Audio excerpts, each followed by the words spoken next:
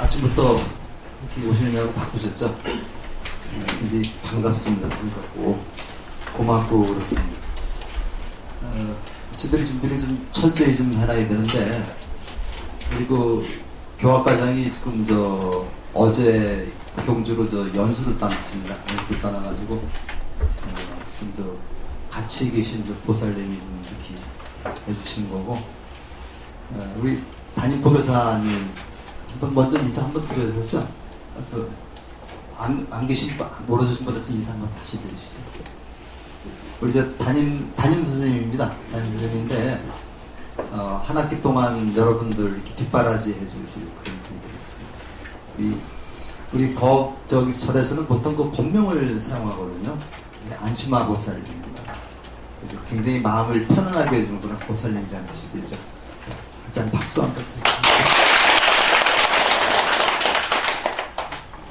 이 컴퓨터를 어떻게 제가 밤에도 다 점검 좀 해놓고 그랬는데, 꼭 시집가는 날 등창난다 그래서 조금 좀 오래돼서 그런지 몰라도 좀 마음대로 되지 않았습니다. 우리 경인불교대학의 체제가 잠깐 말씀을 드리겠습니다. 의외로 진부에 학장 스님이 계시죠. 학장 스님이 계시고, 제가 이제 부학장입니다. 부학장이고, 그 다음에 이제 교학과장이 있어가지고, 교학과장이 이제 신문을 다 하고, 저는 강의라든가 교수 섭외, 이런 것들을 하고 있습니다. 그래서, 저하고 교학과장하고 주로 관리를 하고, 학장 선생님은 몇 번 강의 좀 하시고요. 입문반에는 저하고 학장 선생님하고 강의를 맡아서 하고 있습니다. 그렇게 하고 졸업 때, 유로 때 학장 선생님이 나서 하시고, 거의 실무는 제가 하고 있습니다. 제 본명이 심행인데요. 심행인데, 저는 불국사에서 월산 큰 스님한테 제가 본명을 받았어요. 수배를 받고 있는데, 육조 단경이라는 경전에 보면 이런 말이 있습니다. 한문을 좀 써도요. 제가 토를 다뤄도 줍니다. 미인 구설 지자신행이다.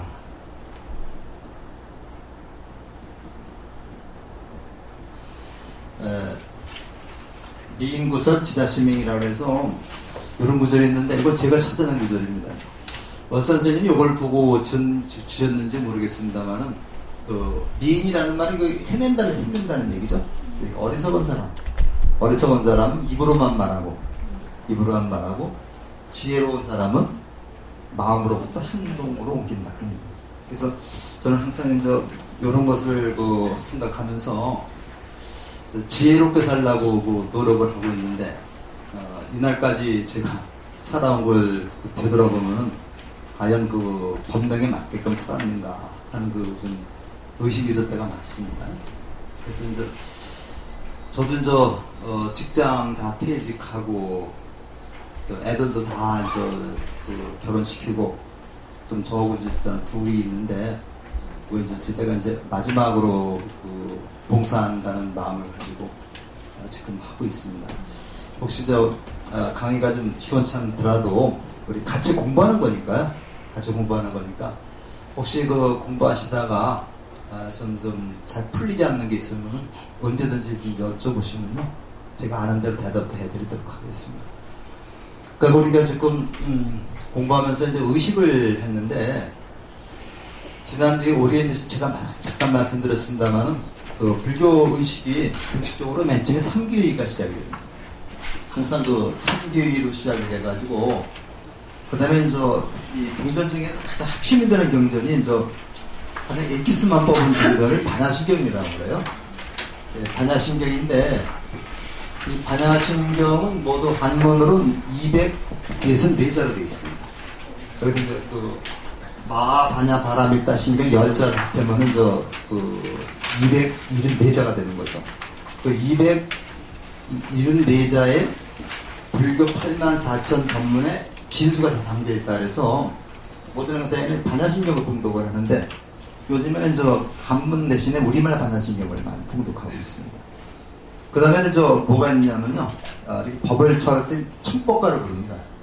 근데 사실은 저는 뭐 청법가를 들을 만한 그런 자격은 없는데, 교육상 뭐 하는 거고, 보통 그 스님들이 그 법상에 올라가실 때 청법가를 부르는 거죠.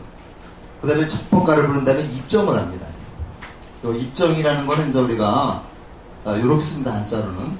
이렇게 쓰는데, 이 흐트러진 마음. 이게 우리가 살다 보면 욕심도 있고 마음은 막 그렇게 요동을 치죠.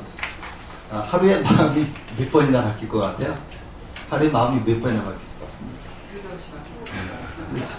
대개 불교에서는 하루에 마음이 84,000번 바뀝니다. 84,000번 바뀌는데 이게 근거 없는 소리가 아니라 하루 24시간을 초로 계산하면 그렇게 비슷한 숫자가 나와요.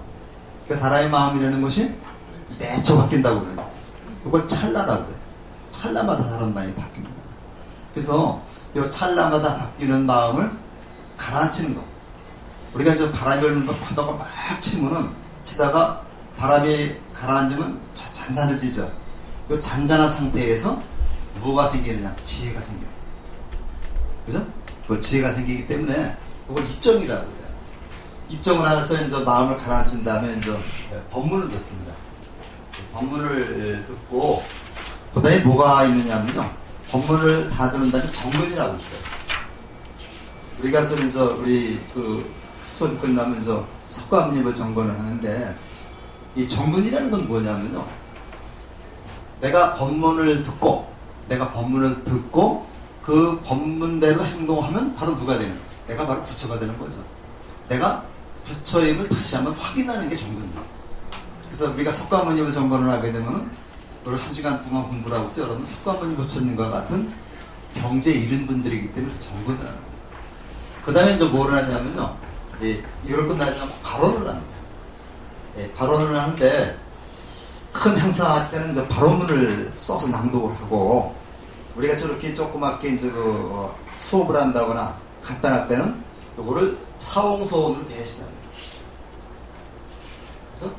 그래서 서원이라는 건 우리가 이제 그 커다란 법회를 할 때는 발언문을 공독합니다. 우리 입학식도 발언문 공독했죠.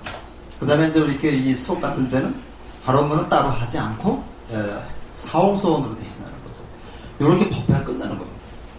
이게 이제 기본 그 피인데 우리가 이제 여기다가 찬불가 하나 더 집어넣고 그다음에 법회 염송도 좀 집어넣고 그래서 하는 겁니다. 그래서 항상 뼈대기는 삼귀, 반야신경, 청법가, 입정, 법문, 정근, 발언 이렇게 나옵니다.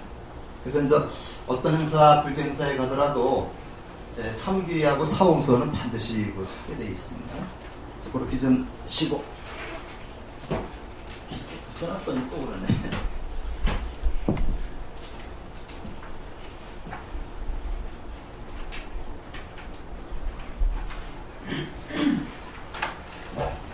그래서 제가 이거 어저께 밤에도 이거 만들어 놨는데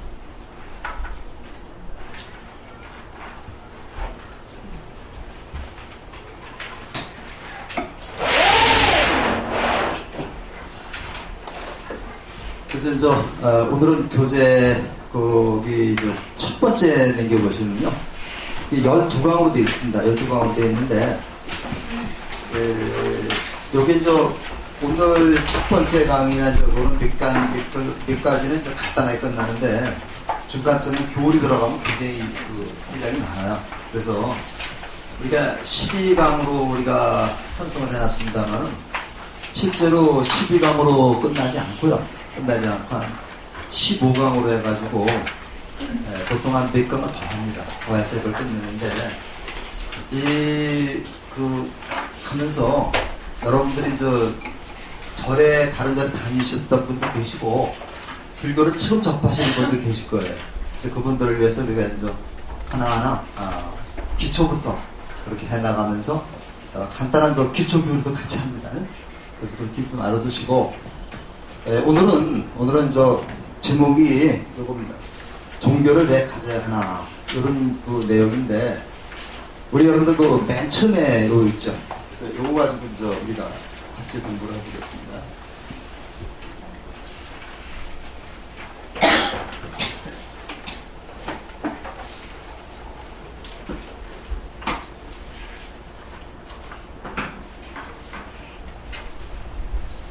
그래서 이제 부처님은 우리가 이제 그 기독교 같은 경우는 예수님이 계시고요.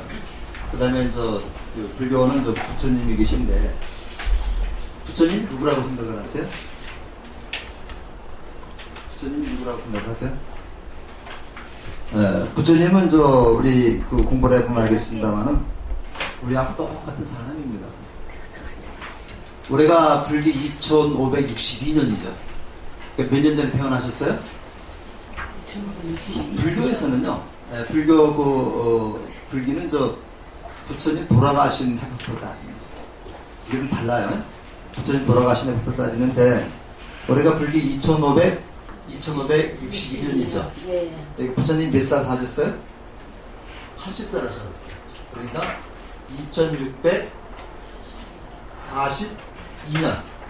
2642년 전에 태어나셔가지고 80년을 산다가 2000 돌아가신 해가 지금으로부터 2562년이 됩니다. 왜 그러냐? 왜 다른 그 공자님이나 유교에서는 또 공기라고 그래요. 공제라고 해서 이제 공자님이나 예수님이나 태어난 해부터 따지는데 정확한 건 아니겠습니다만은 부처님이 돌아가시고 나서 그 제자들이 생각하니까 부처님이 그걸 그리운 거예요. 근데 지금 안거라고 혹시 들어보셨어요? 네. 안거. 네, 저기 스님들이 이제 같이 모여가지고 이제 같이 생활하면서 수행하는, 요 정진하는 것을 안거라고 그래요. 우리나라에서는 지금 여름한철 하는 하안거가 있고, 그 다음에 겨울에는 동안거가 있습니다. 보통 4월 음력 4월 초파일에 부처님 오신 날이죠. 4월 초파일을 지나고서 4월 음력 4월 16일 날 스님들이 하안거에 들어갑니다. 하안거에 들어가지고 음력 7월 15일 날 백중날 이제 하안거가 해제됩니다. 해제돼서 중생 속으로 들어와요. 이걸 만행이라고 그래요. 안거하고 이걸 만행이라고 그러는데 중생들과 함께 부처님의 가르침을 실천한다 그래서 이걸 만행이라고 해요. 3개월 동안 만행을 합니다. 그러면 8월 15일, 9월 15일, 10월 15일까지 중생들하고 당기면서 만행을 하죠. 같이 수행을 하는 겁니다. 그 다음에 10월 16일부터 동원거에 들어갑니다. 동원거에 들어가서 석 달 동안 동원거에 들어가서 그래서 11월 15일, 12월 15일, 1월 15일 날 해제를 합니다. 다시 나와요. 이제 만행을 하죠. 그래서 다시 석 달 동안 다시 만행을 합니다. 그래서 초파일 보내고 4월 15일 날 또 들어가고, 이렇게 해서 우리나라에서는 하안거하고 동안거가 있는데요. 옛날 인도에서는 우기가 있었죠. 그래서 옛날 인도에서는 우안거라고 해요. 우안거가 있어가지고 이제 1년에 한 번 하는데, 안거가 끝날 때마다 이제 부처님 돌아가신 지 1년이 됐거나 해서 점을 찍습니다. 그 다음에 또 두 번째는 부처님 돌아가신 지 2년이 됐거나 해서 점을 또 찍어요. 요거 점수를 가지고 점이 몇 개인가 숫자를 가지고서 부처님 돌아가신 데를 따진 겁니다. 요걸 중성점기설이라고 해요. 아무데나 찍는 게 아니라 뭐 찍는 데가 있는 모양이에요. 그래서 불교에서는 부처님을 그리워하는 마음을 이렇게 표현한 겁니다. 그러니까 우리가 왜 부처님은 돌아가신 해부터 따지는가? 부처님에 대한 그리움을 잊지 못해서 점을 하나하나 찍다 보니까 이것이 불기의 기원이 됐다. 이렇게 생각하시면 되겠죠. 어디 가셔서 이제 2562년은 부처님 돌아가십니다. 이렇게 이제 생각을 하시고요. 자, 그래서 이제 부처님이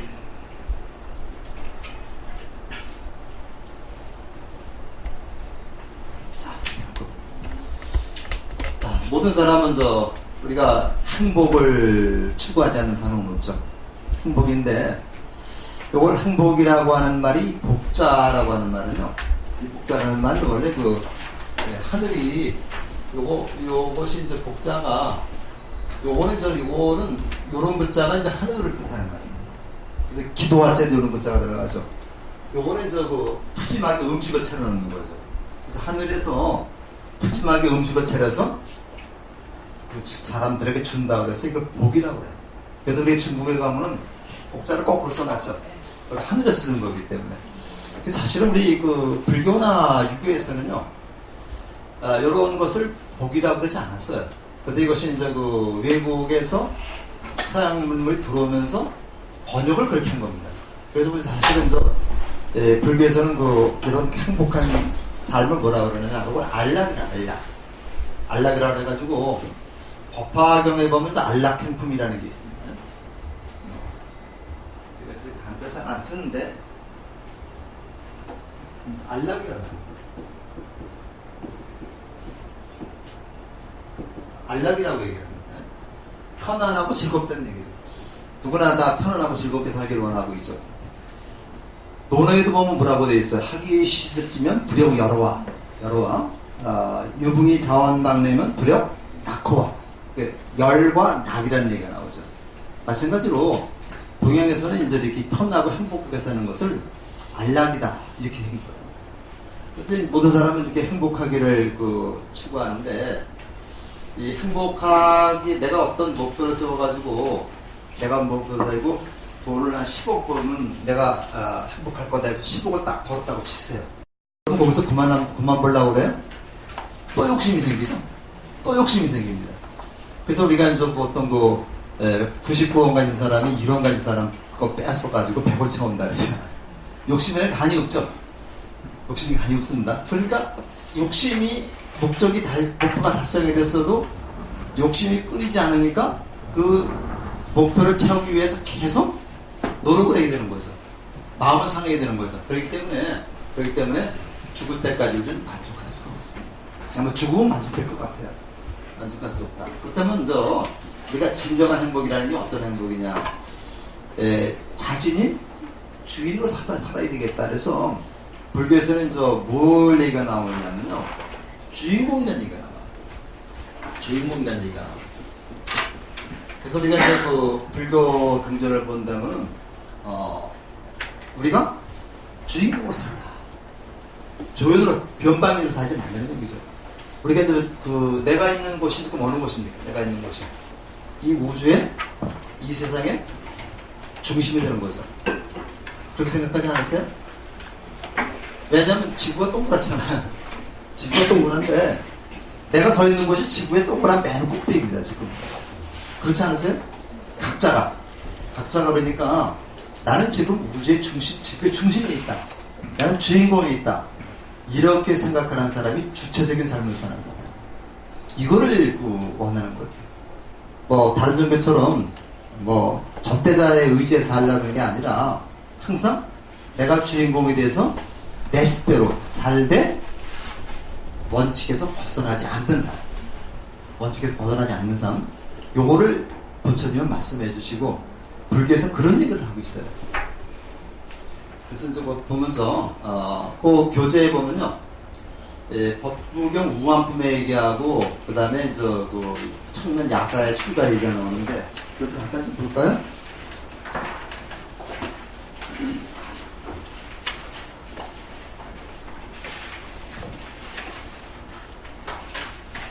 교재를 잠깐 좀 보면요, 12쪽이죠. 12쪽 맨 처음에 14쪽이네. 14쪽. 거기 한번 같이 좀 읽어볼까요? 처음서부터. 어느 날 이른 아침 부처님은 길에 나섰다. 마을에서 가장 부유한 노인이 삶을 마치 것을 내다보시고 서둘러 그의 집으로 향한 것이다. 그가 살아오면서 단 한 번도 인생에 대해 진지하게 생각하지 않았으며 자신을 돌아볼 시간도 가져보지 못한 채 삶을 마치게 될 것이야 안타깝기 때문이다. 마침 노인은 집을 중축하는 공사단 참이었다. 부처님은 그에게 다가가 이야기를 남겼지만 노인은 바빠서 말을 나눌 시간이 없느라고 했다. 어쩔 수 없이 부처님은 그냥 돌아서 나와야 했다. 하지만 부처님이 몇 걸음을 떼기도 전에 집안에서 비명소리와 함께 구슬픈 소리가 터져나왔다. 석가리가 떨어져 노인이 세상을 떠났기 때문이다. 이 이야기는 벚꽃 뒤에 나오는 이야기다. 부처님이 그날 아침 노인과 나누고 했던 이야기는 무엇이었을까? 공들이 나와 있지 않지만 한번 상상해보자. 우리가 이제 일을 하면서 눈이 너무 좋아가지고 멀리 볼 때는 안경을 써야 되고요. 책 볼 때는 다 안경을 벗어야 됩니다. 이게 이제 안 붙여지더라고요. 그래서 병원에도 가서 그랬는데 이제 뭐 그렇게 살래요 그냥.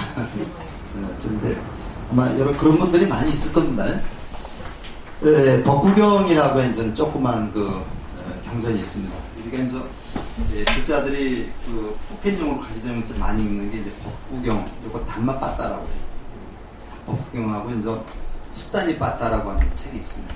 이제 수단이 빠따 들어보셨어요? 네, 수단이 빠따하고 단맛 빠따는 아주 그 전부 다가 시로 돼 있는데 주머니 넣고 다니면서 아주 읽기 좋은 책입니다. 좋은 말씀이 굉장히 많아요. 근데 법구경이라고 하는 책에 보면 책이 있고 또 법구 비유경이라는 책이 있어요. 요건 좀 분량이 많습니다. 그리고 그런 노래가 왜 나왔는가를 갖다가 쭉 비유 설명해 놓은 그 책이 법구 비유경인데 법구 비유경에 보면 이제 나오는 얘기입니다. 우한품이라고 해가지고 좀 한문으로 요거를 좀 쓰면 그냥 저기만 보세요. 그냥 이거 어리석어 붙자죠? 어리석어 붙자죠? 그 다음에 또 그렇게 쓰던가 요것도 이제 어리석은 않다. 우함인데 어리석은 사람들에 대한 이야기입니다. 어리석은 사람들에 대한 이야기인데 이 사람이 이제 평생에 이제 돈만 벌었어요. 평생에 돈 벌고 이걸 자식에게 이제 물려주려고 이제 당신 한 푼도 쓰지 못했습니다. 그리고 죽어요. 죽으면 자식들이 고마워하겠습니까? 그래서 한 며칠? 한 일주일은 고마워하겠죠. 재산을 몇 억 남겨놓고 죽으면은 한 일주일? 기름 한 달 정도는 아마 아버님 어머니 고맙습니다. 근데 그 뒤에 가면 죽으면 가져갈 건가? 당연히 나한테 줄 건데 이런 얘기 나오겠죠. 그래서 그 할아버지 그 부모가 보면은 평생 돈만 벌고 일만 하다가 써보지도 못하고 죽어버렸어요. 이 잘 샀다고 봐야 될까요? 못 살았다고 봐야 될까요? 어떻게 생각합니까? 그분들의 삶이 잘 살았다고 생각하는 사람은 뭐 그렇게 생각하시고 그렇게 살면 안 되겠다고 생각하는 사람이 더 많겠죠. 돈이라는 건 어때요? 돈이라는 건 내가 써야 내 돈이라. 내가 써야 내 돈이고 내가 쓰지 않고 자식에게 물려주면은 자식이 하나면 괜찮은데 아들이 이제 몇 사람들이 몇 대면은 서로 가지려고 싸우죠. 잘못하면은 자기도 쓰지 못하고 번 돈이 자식들의 싸울 수 있는 빌미만 제공하거든요. 이것이 어리석은 삶이라는 얘기죠. 이 어리석은 삶을 깨우쳐 주려고 했는데 부처님과 인연이 닿지 않아가지고 부처님이 얘기해주는 걸 안 했어요. 그게 죽어버린 겁니다. 요거는 여러분들이 이제 그 숙제를 남겨놓으시고 부처님이 과연 그때 무슨 말씀 하셨을까? 한번 그거는 우리가 이제 요걸 화두라고 그래요. 화두를 남겨놓고서 이제 그 다음을 보겠습니다. 그 다음에 이제 그 야사라고 하는 그 친구인데요. 요거는 이제 그 부처님의 생애에 많이 나옵니다. 요거는 야사라는 그 친구가 있는데 부처님이 깨닫고 나서 부처가 되고 나서 이제 5비구를 찾아가는 얘기가 나오죠. 5비구를 찾아가가지고 5명을 자기 제자로 삼습니다. 그런데 우리가 인도 성지순례 가보면 아시겠지만은 그 보드가야 부처님이 깨달았던 보드가야서부터 그 다음에 이제 그 사르나트라고 그러죠. 지금 노견이라 해서 지금 사르나트라고 하는데 거기까지 가려면은 아마 우리가 보통 그 버스 타고 가면요. 인도 성지순례 가면 버스를 하루에 한 13시간 이상 탑니다. 가다가 이제 한 5, 6시간 버스만 타고 가다가 이제 점심만 먹고 이제 또 가고 그러면 이제 한 군데 나오고 그래요. 이제.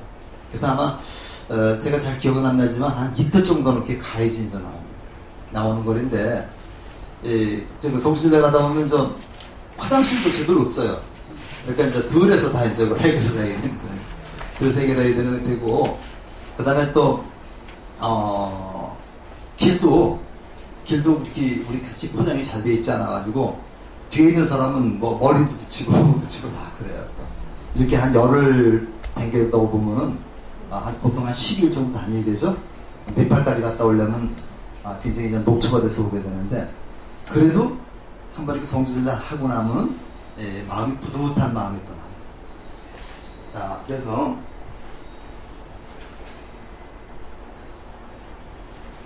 이게 있어야 되는데.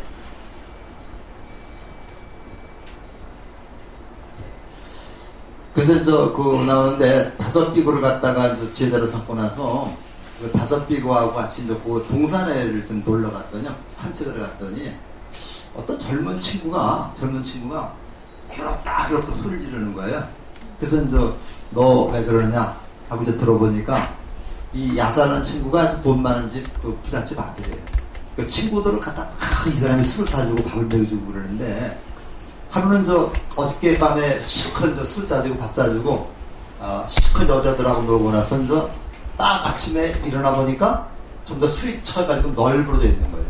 뭐 토의 것도 있고 뭐도 있고 다 그냥 옷도 그냥 제대로 입지도 않고 널브러져 자고 있으니까, 이 사람이 벌써 괴로워가지고 나가서 소리를 지르는 겁니다. 그래서 부처님이 야사 그렇게 얘기를 해가지고 야사를 갖다가 제자로 만들었어요. 야사에게 뭐가 괴로우냐 이렇게 얘기하면서 야사를 제자로 만들어서 야사가 출가했습니다. 출가했는데, 야사가 나갔다는 소식을 듣고 야사의 어머니하고 아버지가 야사를 찾으러 또 온 겁니다.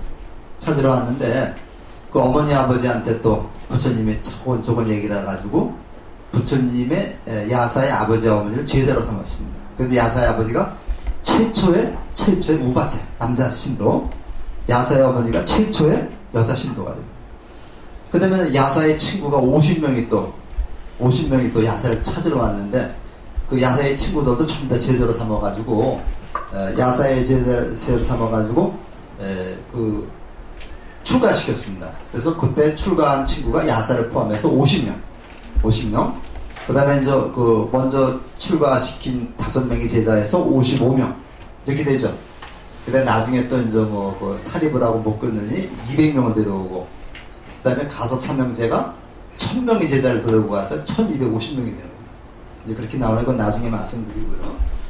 어쨌든 간에 이런 야사의 출가나 이런 것 통해서 결과적으로 행복이라는 거는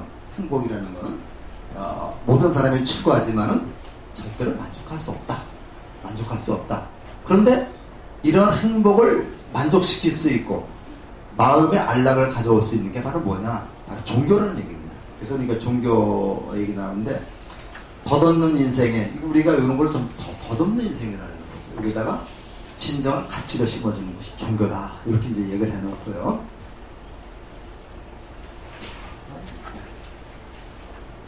이상하게 여기는 그러네.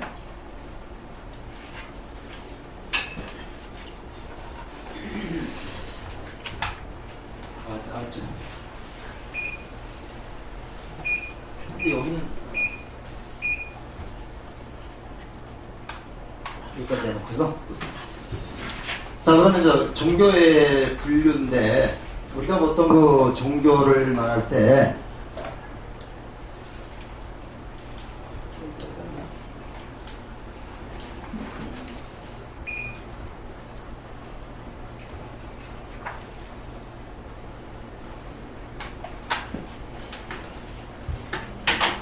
종교를 말할 때 이렇게 쓰죠? 이렇게 쓰는데, 우리가 보통 종교를 말할 때 신을 믿는 종교하고 진리를 믿는, 신을 믿지 않는 종교가 있습니다. 그래서 이제 대표적으로 기독교나 이슬람교는 신을 믿는 종교고, 그다음에 불교나 유교는 신을 믿는 종교가 아니라고 얘기를 합니다. 근데 제가 어떤 책을 읽다 보니까, 사람이 할 수 없는 일, 해야 될 일을 포기하고 절대자에게 의뢰하는 것이 신을 믿는 종교고, 사람이 해결해야 될 것을 끝까지 가서 해결하는 것이 신을 믿지 않는 종교라고 얘기하더라고요. 그런 얘기도 있고, 그런데 그냥 넘어가시고, 종교라고 하는 그 말이 릴리전이라고 그렇게 얘기를 하는데, 이 릴리전은 어원을 찾아가 보면요, 신과 인간의 결합입니다. 신과 인간의 결합 또는 무엇에 의지하다 이런 뜻을 가지고 있어요. 그러니까 사람이 자기 힘으로 해결할 수 없는 것을 신에게 의지해서 해결하려고 하는 그런 내용은 이제 우리가 릴리전이라고 얘기하는데, 불교 이걸 갖다가 이거를 저기서 그 일본 사람이, 일본에 저거 이노우에라는 사람이 1881년에 이거를 종교로 번역을 한 겁니다. 종교로 번역을 했는데, 종교라고 하는 말은 이 서양에서 말하는 릴리전이라고 하는 이 개념하고 약간 차이가 있죠. 이 경전에 그 종교라고 하는 그런 이름이 나오는데, 이 경전에 보면 저 불교에서 보면은 종교를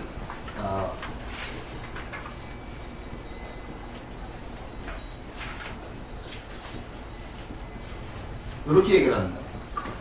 경전에서는 인도에서는 종교를 시단타라고 이렇게 얘기를 하는데, 요거는 완전하다는 얘기예요.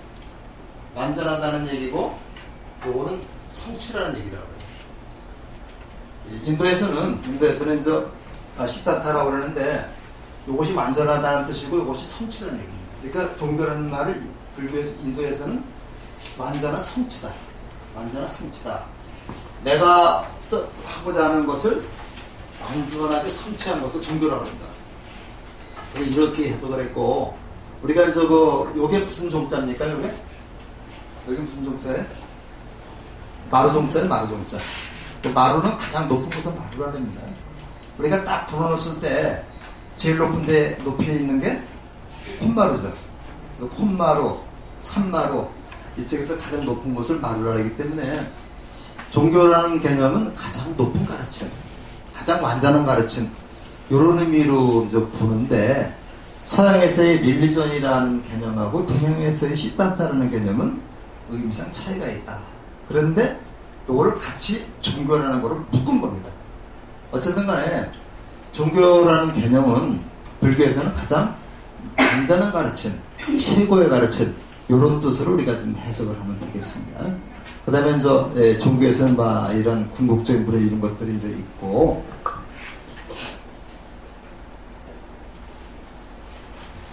자, 그러면 우리 불교에서 얘기하는 그 완전함이 어떤 거냐. 그래서 요거는 불교에서는 해탈과 열반이라는 말을 씁니다. 해탈과 열반이라는 말을 쓰는데, 우리가 해자가 푼다는 얘기죠. 얽어맨 것을 푸는 게 해입니다. 그 다음에 탈이라는 말은 껍데기를 벗어버린다는 얘기죠. 어제 우리가 불교에서 자주 하는 얘기가 줄탁이라는 얘기예요. 줄탁이라는 말 쓰는데요. 줄탁이 요게 우리가 잘못 읽어서 졸탁이라고 있는 분들이 줄탁입니다. 이게 계란이 있으면, 달걀이 있으면은, 병아리가 깨 나올 때, 여린 부리로다가 요걸 콕콕 찍어요. 요걸 콕콕 찍습니다. 나올 때를. 요걸 줄이라고 해요. 그때 어미닭이 여기를 잘 맞춰가지고 딱 치죠. 딱 치면은 계란이 껍데기가 깨지는 겁니다. 이렇게 해서 벗어나오는 걸 지금 졸타, 이걸 해탈이라는 겁니다. 그러니까 우리가 깜깜한 데서 밝은 세상으로, 그 다음에 알이 병아리가 돼서 밖에서 나오는 걸 우리는 해탈이라고 말합니다. 그러니까 우리 불교에서는 보면요, 우리 무명이라는 말을 많이 쓰거든요. 우리가 불교에서는 어리석음을 어둠에다 많이 비유해요. 여기 방이 지금 밤이 되면 깜깜한데 어떻게 어둡습니까? 스위치를 한번 딱 올리면은 순간적으로 다 밝아지죠. 이게 어두울 때 스위치를 누르면은 서서히 밝아지는 게 아니라 순간적으로 확실히 밝아지죠. 그렇지 않아요? 그러니까 어두울 때 집에 가서 어두운데 전기 스위치를 딱 올리면은 한순간에 그냥 다 밝아집니다. 밝은 게 서서운 게 아니죠. 이런 걸 해탈이라고. 그러니까 우리가 공부를 하면서 어떤 계기를 만나면은 순간적으로 이게 나옵니다. 우리 수학 문제를 풀다가 아주 안 풀립니다. 안 빠지는데 딱 어떤 거 하나 생각을 받고 하니까 술술 풀려나가는 겁니다. 이걸 해탈이라고 그래요. 그러니까 서서히 밝아지는 게 아니라 순간적으로 바뀌는 걸 얘기해요. 그 다음에 요거를 다른 말로 열반이라고 그래요. 근데 해탈과 열반, 그러니까 뭐예요? 불교의 궁극적인 목적이 되죠. 요건 니르바나라고 말하는데, 니르바나인데 모든 번뇌망상을 다 끊어버린 상태를 갖다가 열반이라고 해요. 근데 요렇게 되기 위해서는 뭐가 되겠어요? 깨침이 있어야 되겠죠. 요 깨치는 걸 우리는 볼이라고 그래요. 그걸 이제 볼이라고 그러는데,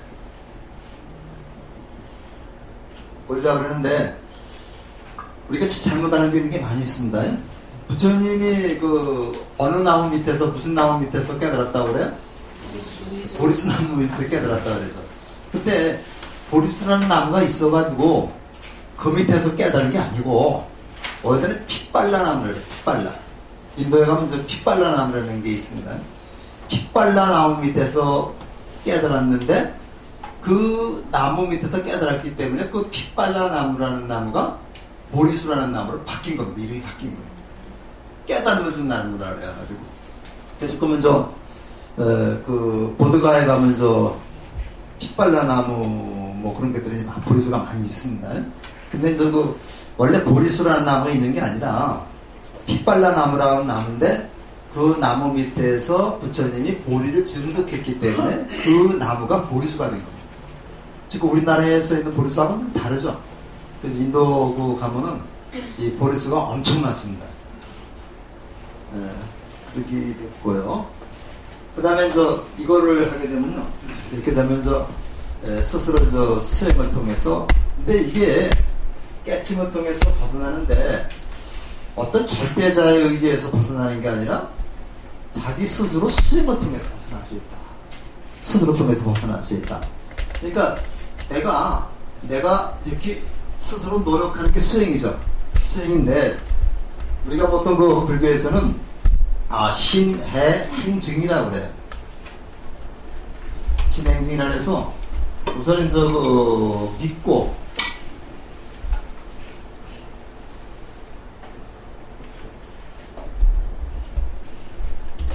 여기서 해자는 요걸 이해한다는 얘기입니다. 여기서는 풀어버린다는 그런 얘기고, 여기서는 이해한다는 얘기를 해서, 우선 부처님 믿고, 그 다음에 부처님의 가르침을 이해하고, 부처님의 가르침대로 행하고, 요 정이라는 걸 베푼다는 얘기입니다. 베푼다는 얘기를 해서, 여기까지가 보통 지혜라고 말하고, 요거를 보통 실천이라고 해요. 요걸 잡이라고 그래요. 잡이라 해가지고, 내가 부처님을 믿고 부처님의 가르침을 이해하는 것이 지혜고, 그 다음에 요거를 실제 행동으로 옮기는 게 잡입니다. 잡인데, 요거를 우리는 자리라고 그래요. 자리라고 그러고, 요거는 다른 사람을 위해서 하는 겁니다.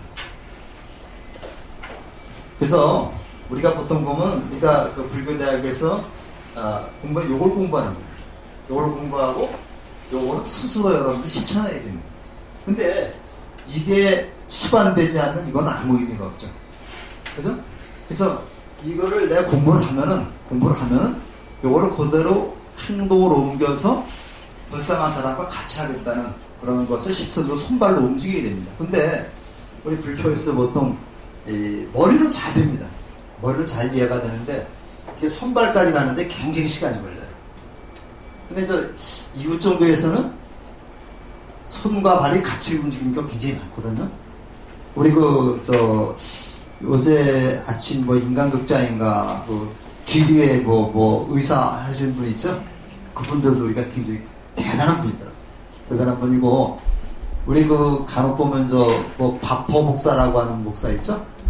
그런 분들이 존경할 만한 분이에요. 그분들이 바로 부처님입니다. 근데 우리 이 불교에서는 이론으로는 막상 그렇게 잘하는데 요거를 손발로 움직이지 않는 분들이 너무 많습니다. 저보다도 그렇고요. 근데 우리가 사실은 이게 필요합니다. 이게 필요한 거죠. 이게 필요한 게. 여기서 멈추는 걸 소승이라고 해요. 소승이라고 그러고, 이것을 같이 하는 걸 대승이라고 얘기해요. 근데 실천이 수반되지 않는 지식이나 지식과 실천 요것이 자기가 아는 것이 남에게 비풀었을 때 이것이 완성이 됩니다. 이거 우리 보살행위라고 그래요.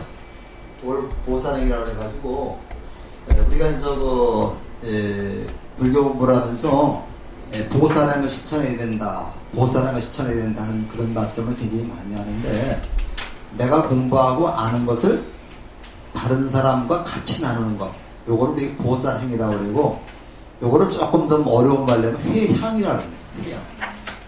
요거를 이제 회향이라고 그러는데, 우리 법회를 하게 되면 회향이라고 그래. 끝내는 거 회향이라고 그래. 회향이라고 그러는데, 그 회향이라는 거는 내가 배운 것을 다른 사람에게 베풀어서 같이 실천한다는 그런 의미가 있는 거예요. 그래서 우리가 이렇게 그 불교의 용어들을 우리가 잘 이해하게 되면요, 불교가 굉장히 쉽습니다. 쉬운데 불교의 교리나 이치는 쉬운데 요거를 실천하는 게 어렵다는 얘기죠.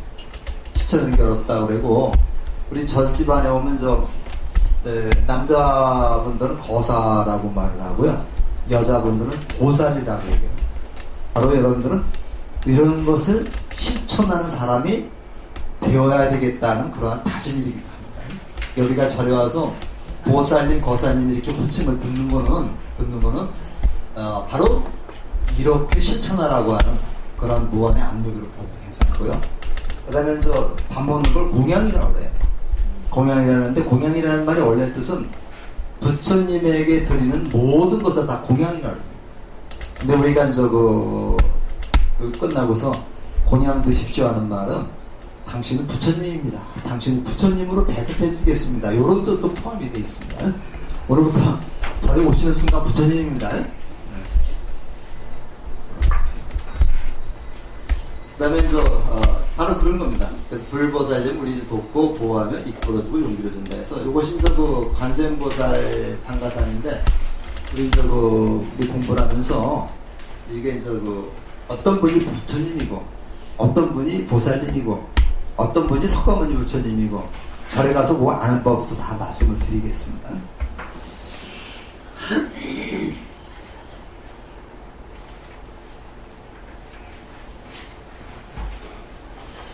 우리가 잘못된 종교가냐 그래서, 우리 불교에서는 부처님의 법을 따르지 않고 잘못된 가치관을 가지고 있는 사람들을 외도라고 해요. 외도라고 해서 부처님 당시에 여섯 분의 사상가가 있는데, 이걸 육사외도라고 얘기해요. 그런 말씀 들어보셨나요? 여섯 분의 잘못된 부처님과는 다른 사상을 가진 분들을 우리가 육사외도라고 얘기를 합니다.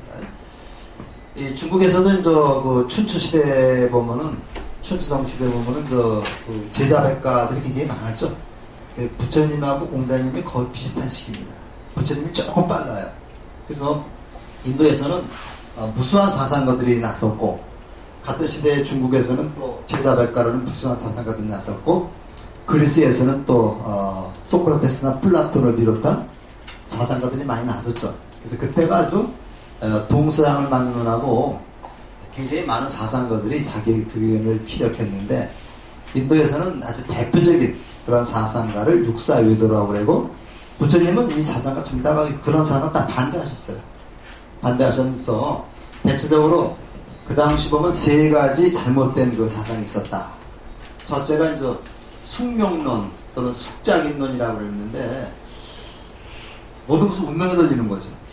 내가 못 사는 것도 운명이고 잘 사는 것도 운명이다. 이렇게 되면 뭐가 됩니까? 노력할 필요가 없죠. 우리 교재에 거기 나옵니다. 교재에 보면은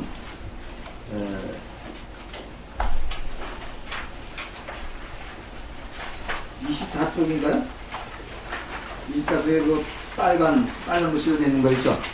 그거 나오는데 나중에 집에 가서 한번 읽어보시고, 모든 것은 운명에 돌리는 그러한 거다. 그러면 문제가 있습니다.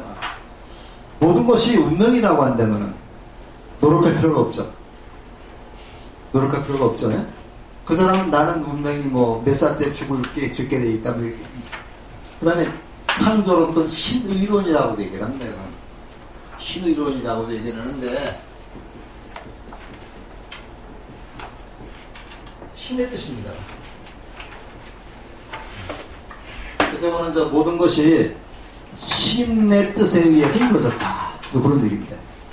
신을 누가 만들었어요? 도킨스라는 사람이 이제 만들어진 신이라고 해서 이렇게 이제 책이 두꺼운 책이 하나 있습니다. 있는데 거기를 보면 결국 신이라고 하는 것은 인간의 필요성에 의해서 만들어진 것이다. 그런 얘기를 하고 있는데 모든 것은 그 신이 만들었다. 그러니까 신의 뜻대로 살면 된다는 뜻입니다. 이게 창조론이라고 얘기를 하는데 그러면 그런 얘기가 나와요. 그럼 신이 만들었다면은 그럼 악인은 누가 만들었느냐? 악마는 누가 만들었느냐? 악마도 신이 만들었어야 되는 거죠.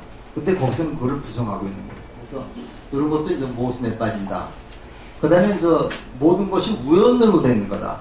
그 우연론입니다. 그래서 그 당시 인도에서는 저는 숙명론이 있고 창조론이 있고 유혹론이 있는데 부처님은 이런 걸 다 반대하셨습니다. 다 반대하시고 뭐를 주장하셨어요?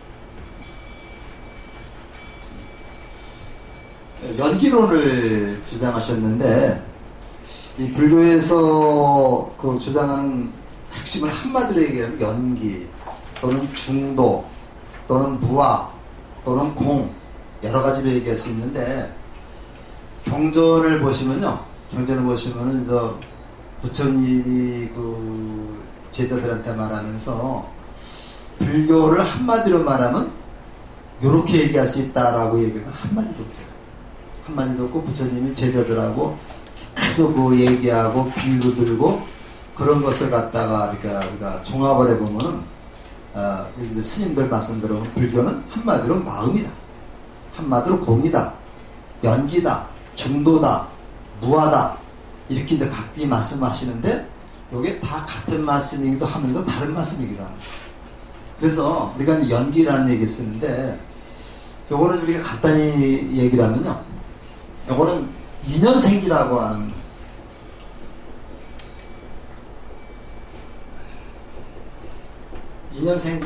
말입니다.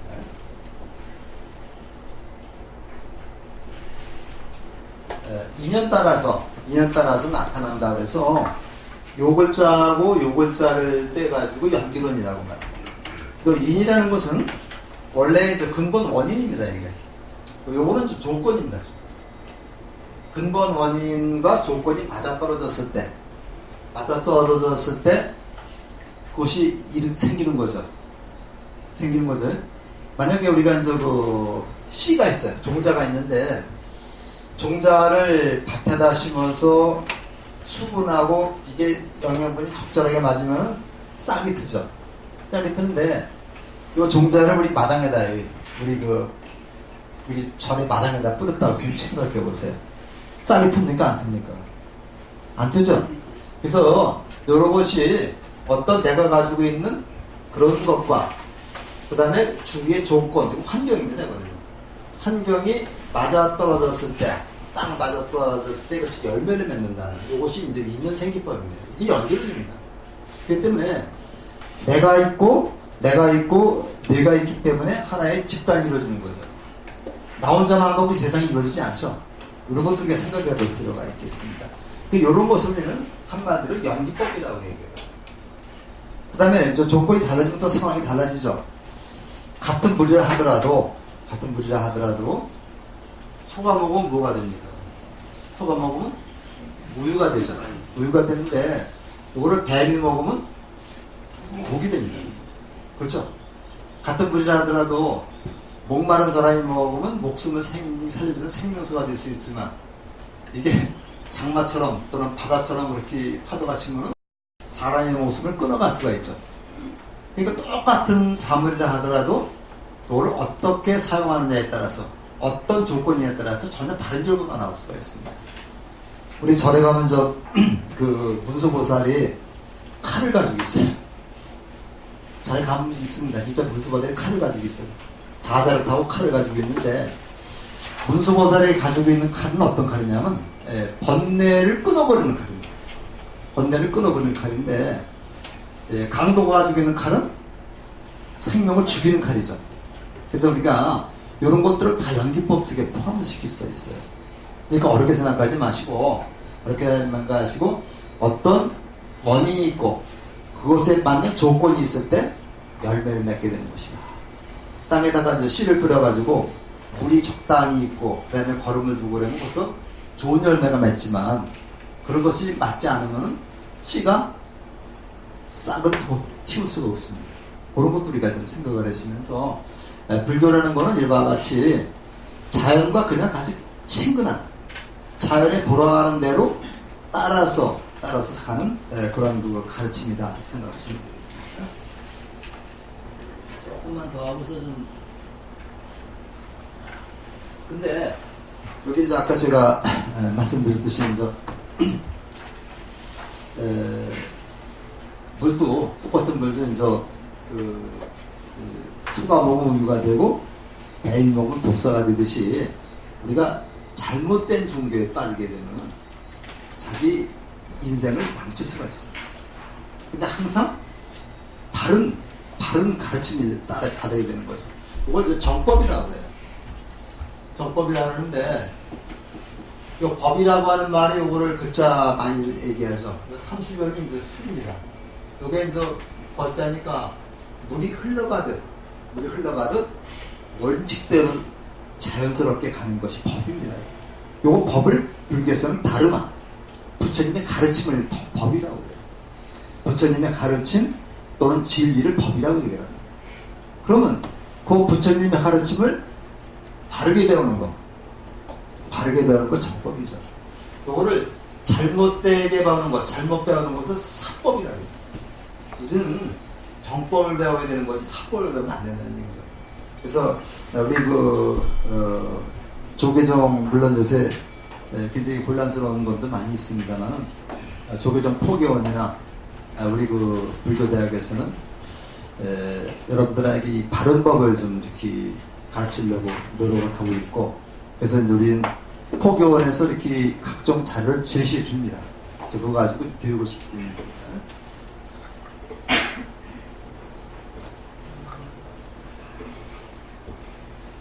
자, 이제 불교가 어떠냐, 이것만 해본 이제 아마 마무리가 될 것 같은데요. 부처님의 가르침을 불교라고 해요. 이 부자가 부처님이고, 교자가 가르침이라 가르칠 교자죠. 그 다음에 이제 부처님이 깨달은 법에 대한 가르침이다. 우리를 깨달음을 인도하는 가르침이다. 이것이 우리가 불교를 이렇게 정의해서 나온 겁니다. 부처님의 가르침이면서 부처님의 깨달은 법에 대한 가르침이면서 우리를 깨달음으로 인도하는, 여기 나오는 해탈과 열반으로 인도하는 그런 가르침이다. 그래서 우리가 볼 수 있고요. 그 다음에 이제 깨달음이라는 게 뭐냐? 깨달음이라는 것은 이제 지혜의 눈을 뜨는 것이다. 근데 지혜라고 하는 게요, 우리가 잘못 알게 되면 이제 지혜라고 하는 게 그걸 반야라고 들었는데 어떤 이렇게 형체가 있는 걸 생각할 수 있어요. 뭐 지혜를 증득한다, 지혜를 얻는다 그러니까 지혜라고 하는 것을 내가 막 이렇게 의도 가지는 것으로 생각할 수 있는데 그게 아닙니다. 지혜라는 것은 뭐냐? 지혜라는 것은 내가 아는 것을 그대로 실천하는 게 지혜. 내가 아는 것을 그대로 실천하는 거.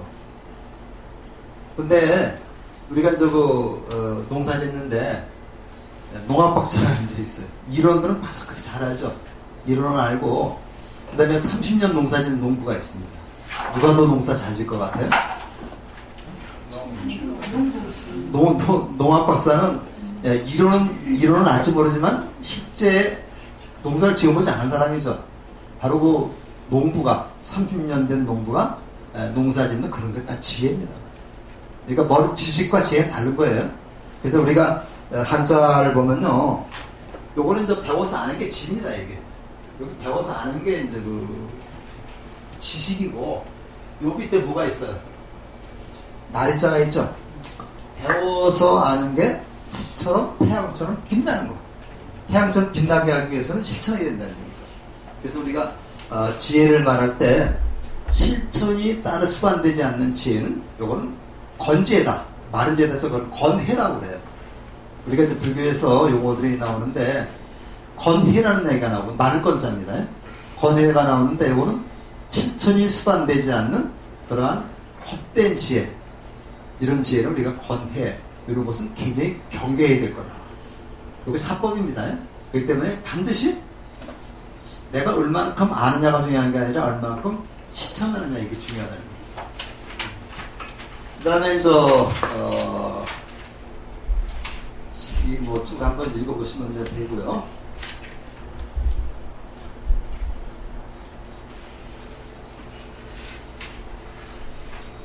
자, 이제 굉장히 속은 많이 쓰기네, 이게. 불교는 스스로 그런 이해하고 수행을 해가지고 찾는 거다. 스스로 찾는 겁니다. 요거 이제 나중에 우리가 이제 7부 통계라고 하는 걸 우리가 이제 배우게 될 텐데요. 불교는 남이 알게 가르쳐 주는 게 아니라 스스로 내가 찾는 게 지혜입니다. 이게. 뭐 나중에 이제 또 공부가 되실 거고요. 우리를 이끌어주고 보호해주는 분이 불보살님들입니다. 불보살님들인데 부처님이 이제 있어가지고 나를 따르라가 아닙니다. 불교는요. 불교는 이제 부처님이 앞에 나서가지고 깃발 들고서 나를 따르라, 내가 하는 대로 해라. 이거 부처님 절대 그런 말씀하지 않으셨어요. 부처님이 돌아가실 때 아난이 이제 물었습니다. 저희들 어떻게 해야 됩니까? 물었을 때 그 유명한 자비명 법등명을 말합니다. 너희들이 알아서 행동을 하되, 너희들이 알아서 실천을 하되, 단 내가 가르친 것을 갖다가 규범으로 삼아라.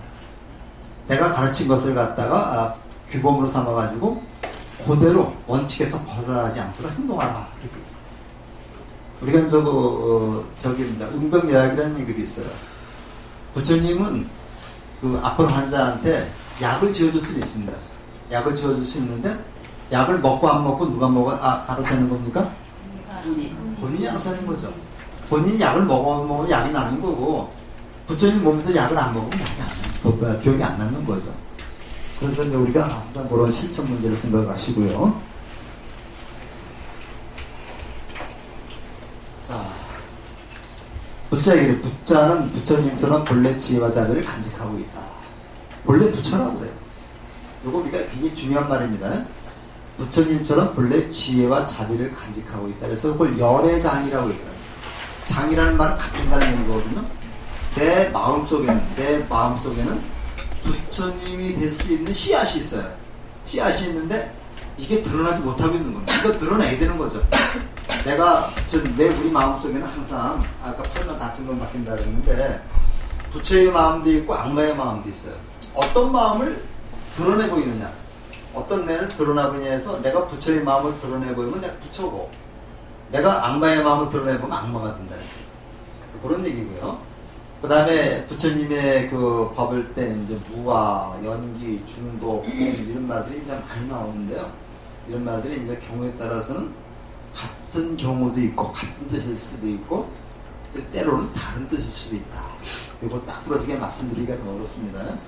무아, 연기, 중도, 공, 또 그다음에 뭐 마음, 그러니까 다 불교를 요약하는 말인데 상황에 따라 다 다릅니다. 그다음에 수행을 통해서 나오죠. 수행을 통해서 지혜를 터득해야 되겠다. 이웃에게 자비의 지혜와 자비의 손길을 베풀어주는 것이 우리 불자의 길이다. 이렇게 좀 말씀을 좀 해놓고, 시간이 너무 긴 것 같아요. 아니 조금만 해가지고 저 쉬웠다 할 겁니다. 가서 여기 제가 이게 속이 있으면 세게 가지고 내 불교를 찾나요? 이런 것은 이제 우리가 이렇게 여러 가지가 있습니다. 그래서 조금만 좀 한 10분만 쉬었다가요.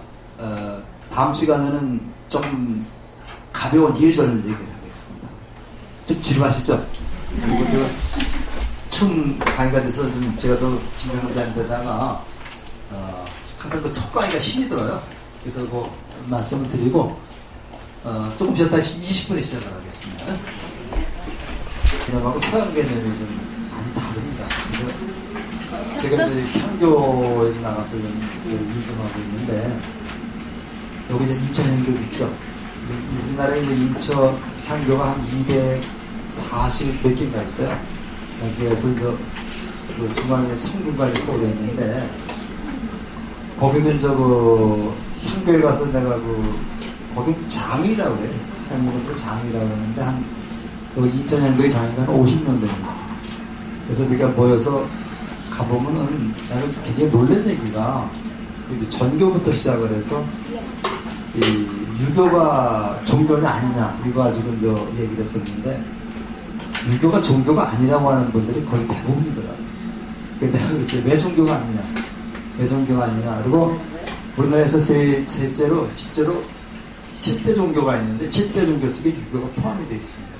근데 이분들은 스스로가 종교가 아니라고 그러는 거예요. 그냥 생활 윤리 정도로만 생각을 하고 있습니다.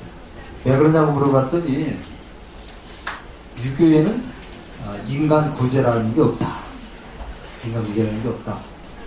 이제 기독교에서는 그 구제 사상이 있고 불교에서도 뭐 이렇게 천도제 같은 게 있고 그렇잖아요. 근데 이제 그게 없다 그래서 이거는 서양 종교의 개념으로 본다면 그거하고 동양의 개념으로 보면 다르다. 가장 위대한 가르침, 가장 완전한 가르침이 바로 그 종교인데 유교를 종교라고 하지 않는 것은 당신들이 스스로를 폄하하는 게 아니냐 이렇게 좀 말씀을 주셨는데 지금도 마찬가지입니다. 지금도 마찬가지가 유교는 종교가 아니라고 생각하는 사람들이 많아요. 왜냐하면 서양적인 개념으로만 보기 때문에 그렇습니다. 그래서 우리가 일부에서는 지금은 안 그렇습니다만 일부에서는 불교도 종교가 아니라 철학이다라고 얘기하는 사람이 있어요. 근데 그건 아니죠. 불교는 분명히 종교입니다. 우리가 개념을 어떤 개념을 따지는가 문제가 다른 거죠. 우리가 이제 살면서 어떤 언어를 사용하느냐, 어떤 언어로 사고하느냐에 따라서 전혀 다른 결과가 나올 수가 있어요. 요즘에 이제 우리가 그 어린 애들부터 영어 학원에 다니면서 영어를 배우게 하는 거는 굉장히 좀 우리가 걱정스러운 문제가 많습니다. 우리 소설을 쓰는 사람들도요, 소설을 쓰는 사람도 국문학과에서 나온 사람이 쓰는, 국문학과 나와 쓰는 사람하고 영문과를 나와 쓰는 사람하고 다릅니다. 국문학과를 나와서 그 소설가가 되거나 시인이 되면 담백한 맛이 있어요. 된장과 고추장 같은 담백한 맛이 있는데 영문과 나와서 쓰는 사람들은 약간 뽀뽀 냄새가 나는 그런 담백한 맛이 있습니다. 그래서 우리가 올바른 그 생각을 가진 사람이 올바로 행동을 하듯이 우리가 이제 우리 한국어를 좀 한국어를 사랑해야 돼요. 그러니까 어른들이 한국어를 제대로 배운 다음에 영어를 배워야 되거든요. 근데 이제 그 부모들이 어릴 때 영어를 배워야지 발음이 좋아진다고 그래가지고 아주 한글도 모르는 애한테 영어를 갖다 가르치고 있어요. 조금 좀 걱정스러운 면인데 우리 이제 한글도 사랑하면서 영어도 같이 우리가 공부할 수 있도록 그렇게 좀 해주셔야 되겠고요. 우리가 이제 불교적인 그러한 언어의 개념, 불교 용어의 개념을 잘 우리가 좀 공부를 해서 용어만 알면 불교 쉽습니다. 용어를 모르기 때문에 어려운 거죠. 그래서 이제 앞으로도 계속 그러겠지만 저는 그 용어, 불교 용어에 대해서 좀 많이 말씀드리려고 합니다. 자, 뒤에 부분인데 예절 쪽으로 좀 얘기해야 될 것 같아요. 그래서 간단하게 한 30분 동안 예절에 대해서 한번 좀 알아보고 넘어가겠습니다. 이거 뒷부분에 나오는 건데요.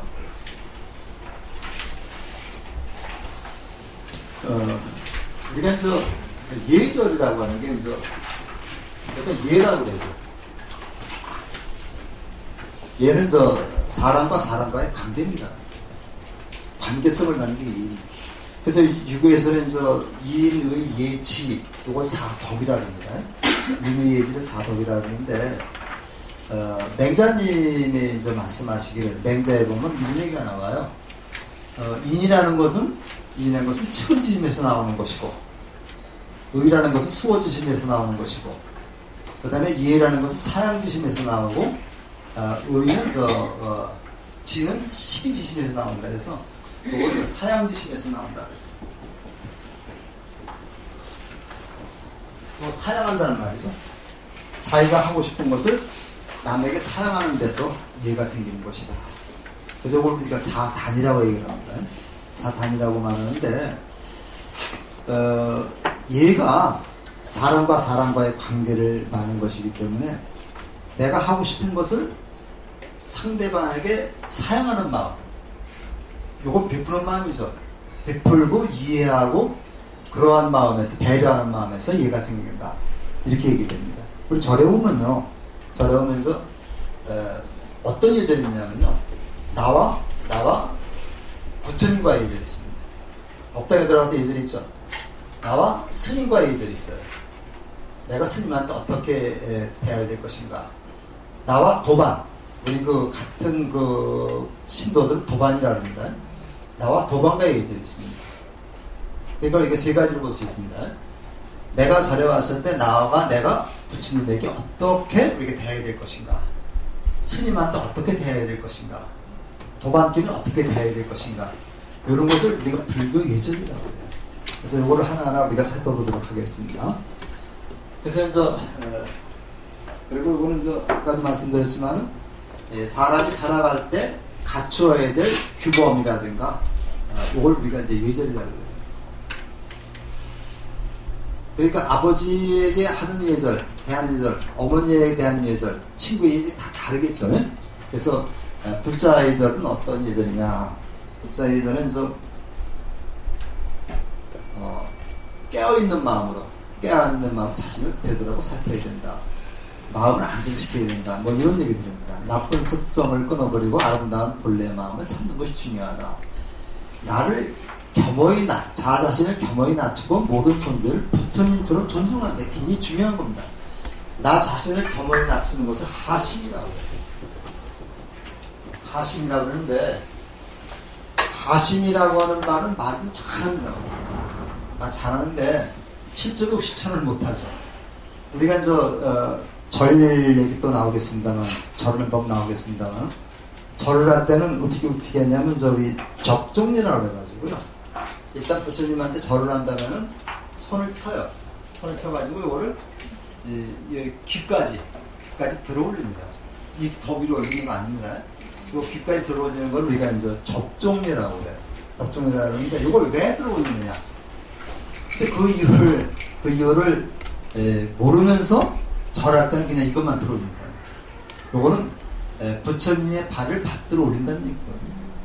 부처님의 발을 받들어 올리면서 내 이마는 땅에다 대는 겁니다. 이마가 어때요? 내 이마가 제일 위에 있죠. 제일 위에 있고 발은 맨 밑에 있습니다. 부처님을 가장 낮은 곳으로부터 받들어 올리는 그런 마음을 나타내는 게 접종례를, 그걸 접종례라고 해요. 그런데 이거는 열심히 하면서 실제로 그건 하지 않거든요. 우리 도반이나 스님들한테 절할 적에도 이렇게 접종례를 합니다. 이걸 하는데 이건 행동을 하면서 그런 뜻을 모르는 거예요. 그래서 우리가 이제 이걸 하심이라고 하는데 실제로 내가 내 몸을 낮춰가지고 상대방을 받들어 보시는 게 쉬운 일은 아니죠. 쉬운 일은 아닌데 이런 것을 우리가 실천으로 노력을 해야 되겠다. 요것과 같이 나오는 게 뭡니까? 존경이라는 마음이죠. 존경과 하심은 같은 마음입니다. 내가 마음을 낮춰서 상대방을 받들어 올리는 게 바로 존경이죠. 그래서 우리가 항상 존경과 하심은 같은 것이다. 내가 상대방을 존경하면 그 사람도 나를 존경하게 됩니다. 내가 상대방을 갖다가 보고 욕을 하면 그 사람도 나를 욕하게 되는 거죠. 항상 내가 먼저 상대방을 존경하고 상대방이 나를 존경하도록 이렇게 이끄는 것이 우리 사람 사는데 기본 일들이 아니겠느냐. 법화경에 보면 상불경보살이라는 보살이 나와요. 상불경보살이라는 보살이 나오는데 이 상불경보살은 이 사람은 교리도 모르는 사람입니다. 부처님이 하시는 모르는 사람이에요. 근데 뭐만 하느냐면 만나는 사람마다 나는 당신을 부처님으로 존경하겠습니다. 부처님을 받들겠습니다. 당신을 선배로 모시겠습니다. 항상 남을 갖다 이렇게 높여가면서 자기를 낮추는 그런 실천을 행했어요. 그러니까 사람들이 저건 뭐야? 자기를 부처님이라 하니까 나를 놀리는 줄 알고 때려주기도 하고 돌을 던지기도 했어요. 그렇지만 그 사람은 끝까지 그렇게 딱 상대방을 갖다 받들고 존경함으로써 성불의 경제에 이르렀다. 그분이 바로 누군지 상불경에서 누구냐면 석가모니 부처님의 전신이었다고 그래요.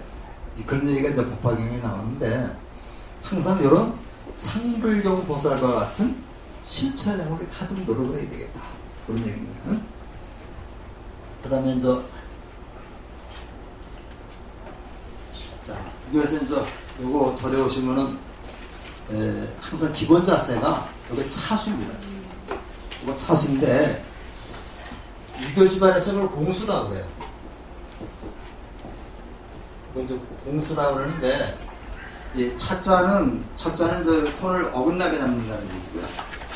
공수라는 말은 두 손을 맞잡는다는 얘기입니다. 그래서 차수라는 말도 쓰고 공수라는 말도 쓰는데 공교롭게도 절 집안에서는 차수라는 말을 쓰고 그 다음에 유교 집안에서는 공수라는 말을 쓰고 있습니다.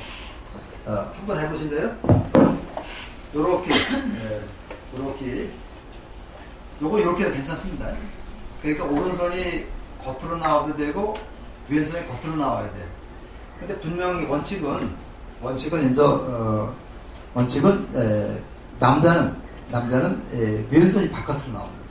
왼손이 바깥으로 나오는 거고, 그 다음에 여자는 오른손이 바깥으로 나오는 게 원칙인데, 이거 구분하지 말고 편한 대로 하세요. 습관이 돼가지고, 저도 이건 잘 되는데 이건 안 돼요. 그래서 이건 이렇게 한번 해보세요. 이렇게. 꼭 쥐지 말고 간단해야 할 수 있는 겁니다. 그런데, 여기 또 유교 집안에 가면요, 굉장히 까다롭습니다. 애상사, 그 다음에 선부님, 애사는 애사라고 그러죠. 상가집에 가던가 애사 때는 반대입니다. 반대가 돼가지고 남자는 요렇게, 여자가 이제 여기 왼손이 더 가깝게 봅니다. 그러니까 애사하고 경사한 때는 또 반대가 됩니다. 근데 우리가 일반적으로 이제 왼손이 남자는 왼손이 밖으로 나오고 여자는 오른손이 밖으로 나오는데 그냥 편한 대로 하시면 됩니다. 여기 기본 자세입니다. 이렇게 해서 혹시 배꼽 근처에다 가볍게 되는 거, 여기 기본 자세입니다. 절에 오시면 항상 요런 자세를 취해야 된다는 얘기죠. 그 다음에 법당에 가서도 앉아서 요런 자세가 기본 자세입니다. 앉아서 하는 자세고 합장 자세가 아닙니다. 차수가 항상 기본 자세다. 그 다음에 법배를 들거나 절을 할 때는 합장을 하는 거죠. 그래서 여기 이제 차수인데, 여기는 도량에서 합장하지 않고 서 있거나 절을 때 취하는 자세다. 왼손을 오른손으로 가볍게 잡고 단전 부분에 가볍게 잡는 요런 자세입니다. 요런 자세인데, 여기 왼손이 바깥에 나오든 오른손이 바깥에 나오든 이거는 신경 쓰지 않으셔도 됩니다. 이게 차수라고 그러고요. 그 다음에 요거는 합장인데요. 두 손을 마주대서 합하는 인사법인데, 이게 인도 인사법입니다. 옛날 우리 할머니들 보면 우주를 포함 이렇게 합장을 했습니다. 이거는 우주의 기운을 모은다 해서 이렇게 합장을 했는데, 지금은 그냥 합장합니다. 합장하는데, 이 손이 무슨 손이에요? 이 손이? 오른손, 바른손, 그쵸? 오른손, 바른손에서 항상 요 손은 오른손이고, 옳다는 얘기입니다. 옳다, 바르다. 그럼 상대적으로 이 손은 무슨 손입니까? 왼손이라는 말은 그거는 그렇지 않다는 얘기죠. 요게 바른 손이면 요건 바르지 않은 손이고, 요게 오른손이면 요거는 왼손이고, 왼이라는 말은 꼬였다는 얘기입니다. 바르지 않다는 얘기죠. 그래서 항상 인도 같은 데 보면은 손으로 다 음식을 드시는데, 반드시 오른손으로다가 이렇게 밥을 먹습니다. 왼손은 쓰지 않죠. 왼손은 어떤 때만 써요? 화장실에 가서만 쓴다고 그래요. 화장실에 가서만 쓴다는데, 실제로 인도 가면 카레에다가 이렇게 비벼가지고 오른손으로 많이 먹습니다. 그래서 옛날부터 오른손은 존귀하다는 의미가 있고, 요 왼손은 좀 비천하다는 의미가 있어요. 그래서 보통 우리가 비유할 때 오른손은 부처님입니다. 부처님이고 왼손은 중생입니다. 그러면 여기 합해진다는 것은 무슨 의미가 있어요? 합해진다는 얘기는 부처와 중생이 하나가 된다는 얘기예요. 부처와 중생이 하나가 된다. 요걸 불이라고 그래요. 요걸 불이라고 해가지고 요 불이라는 말을 굉장히 많이 씁니다. 중생과 부처가 하나가 된다. 그래서 이런 분을 불이 문이라고 합니다. 이제 절 사찰 구도bài 보면 또 나오는데, 그래서 우리가 합장의 의미는요. 합장의 의미는 부처와 중생이 하나가 돼서 공경하는 의미를 나타낸다고 볼 수 있습니다. 그래서 절 예법을 법배 등의 절장에서 예법이면서 너와 내가 둘이 아니라는 의미도 가지고 있다. 부처와 중생이 둘이 아니고 남과 나가 둘이 아니다. 남이라고 하는 것은 우리가 어떤 의미로 볼 수 있어요? 남과 나는 우리가 어떤 의미로, 나라는 말하고 남이라는 말은 어떤 차이가 있어요? 이 받침이 하나 있고 없고죠. 받침만 빼면 나만 맞습니다. 받침만 빼면은 내가 곧 남입니다. 그래서 우리가 보통 뭐라고 얘기하느냐면요, 남은 다른 사람 타인은 나를 비추어 보는 거울이다. 타인은 남을 비추어 보는 거울이다. 내가 내 모습은 보지 못하죠. 내 모습은 보지 못하지만 내 행동을 보는 사람은 다른 사람, 타인이 보고 있어요. 내가 하는 행동을 다른 사람이 보고 그 사람의 얼굴 표정에 그게 나타나 있습니다. 그러니까 다른 사람의 나하고 마주 있는 사람의 얼굴을 보면 내 모습을 볼 수 있다는 얘기죠. 그래서 남은 나의 거울이고 결국 내가 남과 다르지 않다. 이건 자타불이라고 그래요. 이건 자타불이고, 이런 자타불이의 경지에 이르는 것을 깨달음이라는 거예요. 분별심을 없애는 거라고 해요. 우리는 여태까지 배운 게 전부 다 분별심만 배웠어. OX 문제만 배웠습니다. 사지선대학만 배웠죠. 근데 우리가 OX 문제가 우리가 살면서 아주 간단하게 OX 문제만 나눌 수 있는 건 그렇게 많지 않아요. 우리가 보면은 어떤 때는 O이면서도 하고 X면서도 하고 또는 세모이기도 하고 여러 가지로 나타나는 경우가 굉장히 많습니다. 그래서 그런 것을 우리가 좀 아시고요. 합장을 해주고 되겠고, 그 다음에 이제 앉는 자세.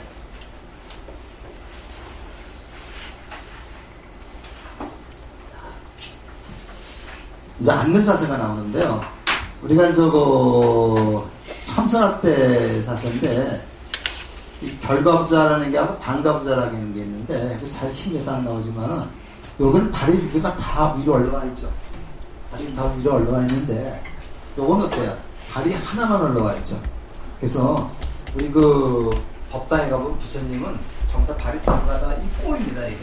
발을 꼬는 거예요, 이게. 발을 꼬면은 그게 잘 되지 않습니다. 양쪽 발을 다 위로 올리면은 이게 가장 편안한 자세라고 해요. 근데 연습을 좀 많이 하지 않거나 살 기운이 있으신 분은 이게 잘 되지 않습니다. 억지로 하면 큰일 나요. 저도 한번 한 15분 정도 제가 한번 해본 적이 있었는데, 그냥 다리 저리고 코에 땀은 나고 아주 그냥 힘들더라고요. 그래서 그 다음에는 아예 하지 않는데, 우리가 보통 일반 스님들은 잘 하시더라고요. 잘 하시는데, 우리 일반 신도들은 그냥 반가부자도 괜찮습니다. 거의 다 반가부자 하고요. 실제로 스님들이 참선할 때는 이 결과부자를 하게 되면은 이게 자세가 반듯해집니다. 완전히 꼬아서, 이걸 다리를 꼬아서 하는 거기 때문에 반듯해지고, 복숭아뼈가 닿지 않아요. 땅바닥에 닿지 않기 때문에 편합니다. 그래서 요것이 이제 제대로만 되면은 허리가 펴져요. 이게 이제 반가부자는 허리가 부러지는데, 결과부자는 허리가 딱 펴지게 되고, 거기다가 이제 손을 선정의를 하고, 그 다음에 참선을 하게 되는 이제 올바른 자세를 유지할 수 있는 거죠. 그래서 요게 이제 반가부자고 여기 결과부자다. 그 다음에 이제 또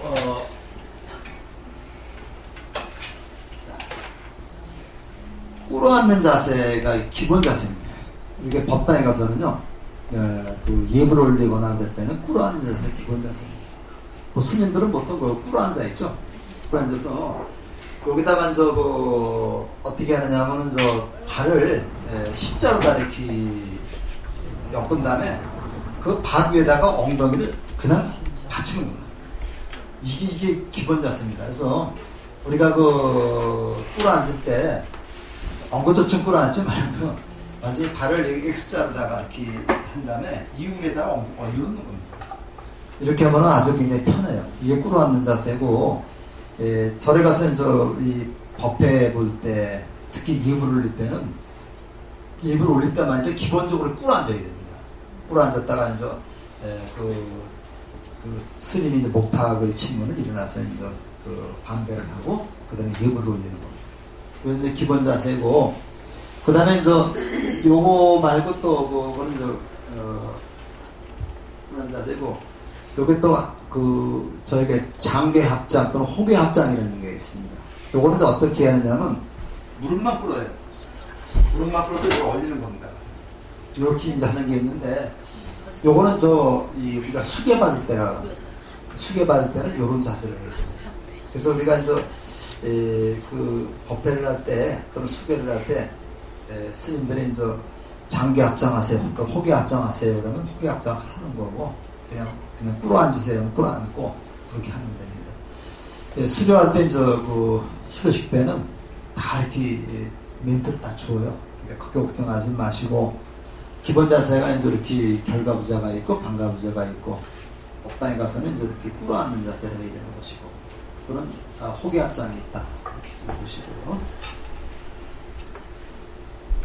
그다음에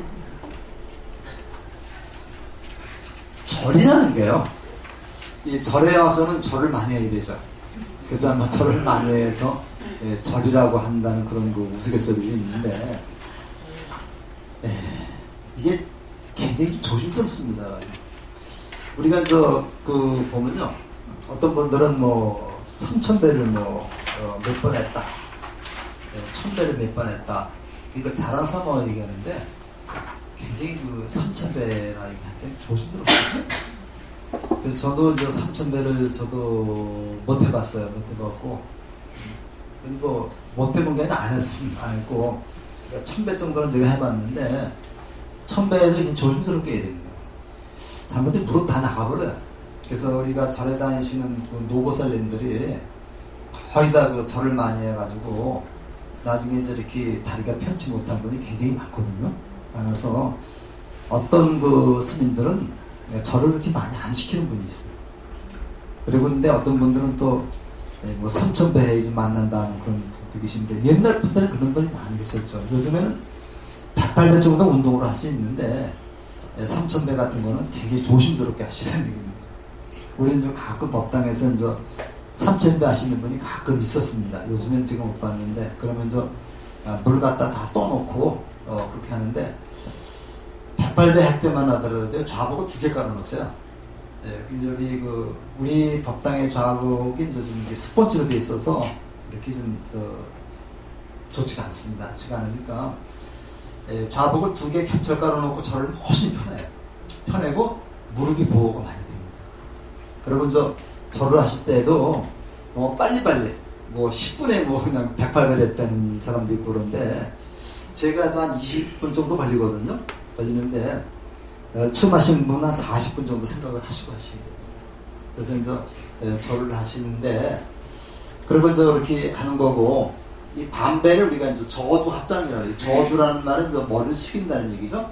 합장 저도 또는 저도 합장 이렇게 얘기를 하는데, 합장한 자세에서 머리를 60도 각으로 숙인다. 이 정도 숙이는 겁니다.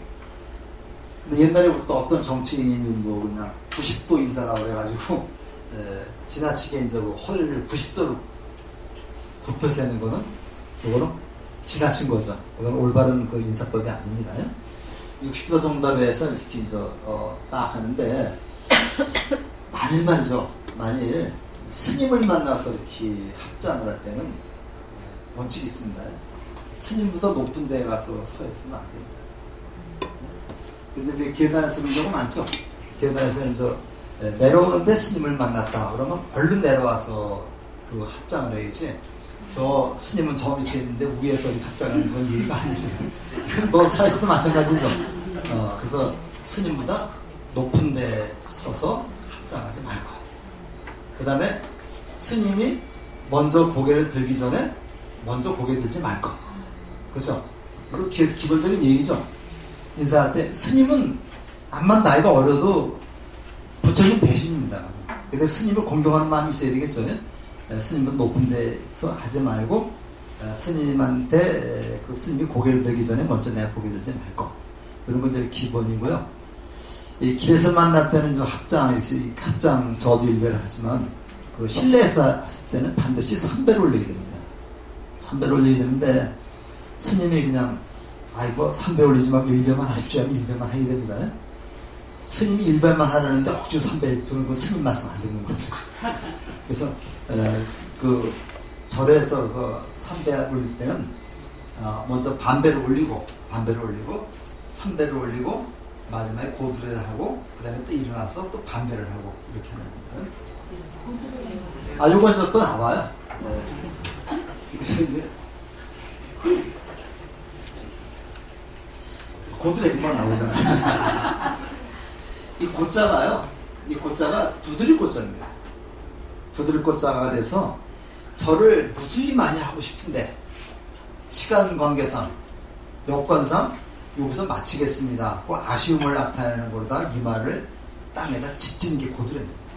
이 고드레인데 혹시 저 병자호란 그 영화나 그때 한번 보셨어요? 인조가 이제 청태종 앞에서 절을 하고 이제 구배를 올리고 고드레를 하는데 얼음바닥에다 이마를 짓져가지고 피가 맺힌 그런 모습.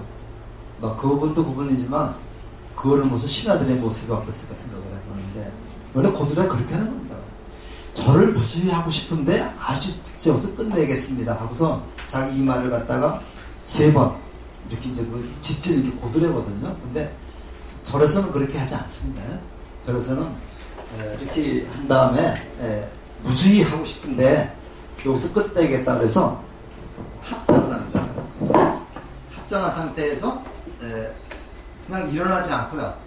3배를 하고 무릎을 꿇은 상태에서 합장을 하고 다시 요거를 이마에 대는 겁니다. 대는데 요 손을 잠깐 올리세요. 요거 잠깐 올리면은 여기 이마에 다 닿죠. 요거를 이제 우리가 고드레라고 합니다. 그래서 요거는 절을 할 때 맨 마지막에 3배를 할 때는 3배째 108배 할 때는 108배째 그렇게 한 번만 하는 겁니다. 그러니까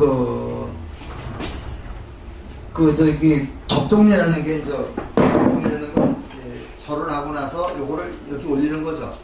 요걸 다시 모아가지고 합장을 해서 이마에 대고 일어나는 겁니다. 여기서 고드레인데 항상 마지막에 고드레를 했어요. 그러니까 스님한테 3배를 올릴 때는 3배째 고드레를 하는 거고요. 1배만 올릴 때는 1배째 고드레를 해야 됩니다. 네, 그렇게 하는 거다. 알아주시기 바랍니다. 그 다음에 우리가 절을 할 때 오체투지라 그러죠. 우리 절을 오체투지라 그러는데, 오체투지라는 거는 이제 이마하고 두 팔꿈치, 무릎, 요게 땅에 완전히 닿는 게 오체투지입니다. 그러니까 부처님한테 절할 때는 완전히 이마가 땅에 닿아야 됩니다. 근데 요즘에 닿기 쉽지 않죠? 이렇게 닿는 신용만이라도 좀 해야 되겠습니다. 이것이 이제 오체투지가 되겠고, 저기는 영화에 보면 티베트 사람들은 그냥 쭉 깔죠. 그러니까 배까지 쭉 깝니다. 깔아서 이렇게 이제 깐 다음에 여기 그 손가락 끝에까지 걸어와가지고 다시 여기서부터 또 하는 거죠. 이게 보통 내가 쭉 깔아가지고 이 발끝에서 발이 손가락까지 오는데 한 3보 정도 걸려요. 이게 3보 1배입니다. 이게 3보 1배인데 요즘에는 우리 불교뿐만 아니라 운동권에 있는 사람들이 3보 1배 굉장히 많이 하죠. 그만큼 우리 불교가 대중화됐다는 얘기라고 할 수 있습니다. 3보 1배. 그 다음에 이제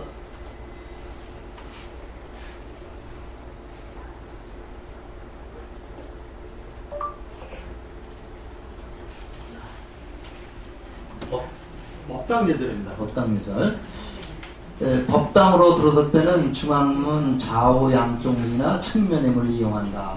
그래서 가운데 문은 어간문이라 해가지고요. 우리가 이제 그 법당문이 법당문이 이제 보통 이렇게 돼 있다면은 여기 이제 세 칸이거든요. 요 가운데 문은 어간문이라고 해가지고 여기 누구만 들어가느냐면요. 그 절에서 가장 어른되는 스님. 스님들이랑 다 들어가는 거 아닙니다. 가장 어른되는 스님만 들어가고 또 누가 들어가냐면요. 그 부처님 맞이. 부처님 밥 올릴 때 있죠? 그 맞이만 들어갑니다. 그러니까 여기는 저희가 우리 절 같으면은 우리 그 회주 스님만 여기 들어가요. 다른 스님 들어가는 거 아닙니다. 그 절에 가장 어른되는 스님만 들어가고 맞이 올릴 때 그 맞이를 가지고 들어가시는 보살님은 그 어간문을 갈 수가 있습니다. 나머지 전부 다 측문으로 들어가야 돼요. 측면의 문으로 들어가야 되는데 우리 절도 그렇지만 다른 절도 가면 문이 두 개가 있어요. 측문이 왼쪽에 있고 오른쪽도 있는데 오른쪽 문으로 들어갈 때는 어떤 발부터? 오른쪽 문으로 들어갈 때는 오른발부터 들어가고 왼쪽 문으로 들어갈 때는 왼쪽부터 들어가는데 이 방향이요 항상 누구를 중심으로? 부처님을 중심으로. 여러분들 그 집에서 제사 지낼 때 그 홍동백서 뭐 나오는데 누구 중심으로 해요? 신주를 중심으로. 신주를 중심으로 하는 겁니다. 우리하고 반대가 되는 거죠. 여기서 봤을 때 우리가 이제 그 저쪽에 법당이 있으면은 법당의 부처님이 항상 남쪽을 보고 있는 거예요. 남쪽을 보고 있기 때문에 이거는 항상 남쪽을 보고 있는 겁니다. 그 지리적인 방향하고요 심리적인 방향이 달라요. 그래서 우리가 저쪽에 종무소 쪽으로 들어가는데 그쪽이 무슨 쪽이 되겠어요? 그쪽 오른쪽이 되죠.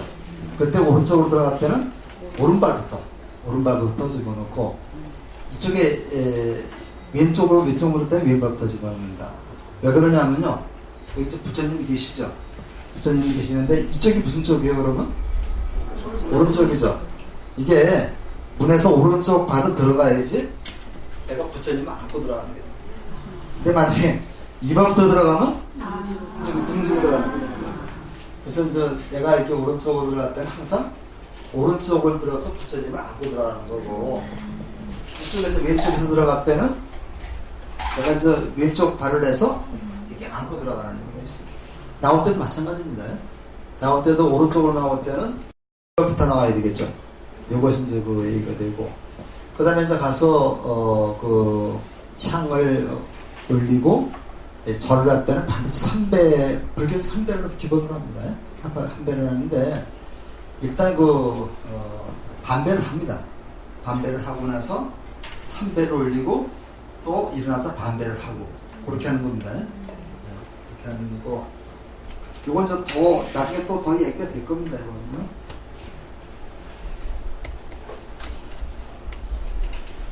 자, 향 올리는 법.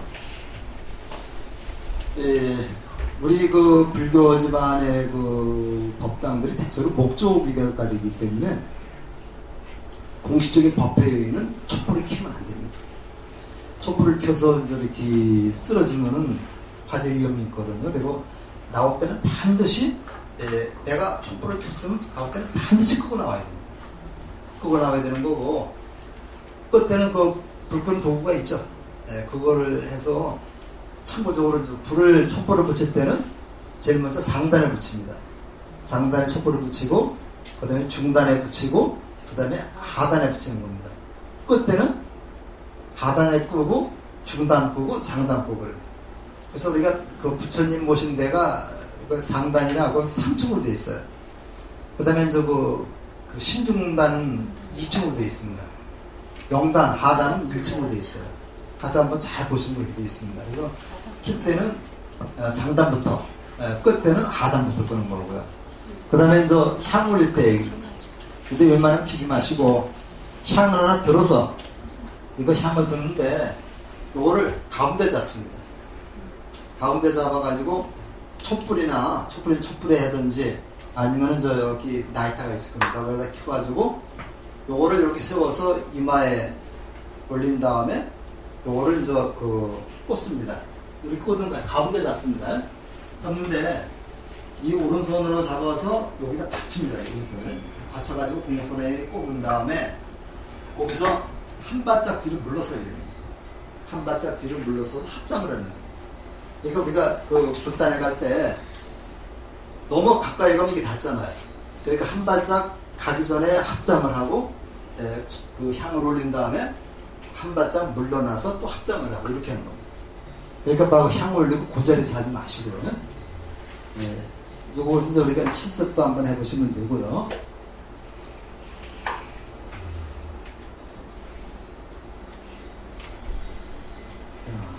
자, 예불 예절인데요.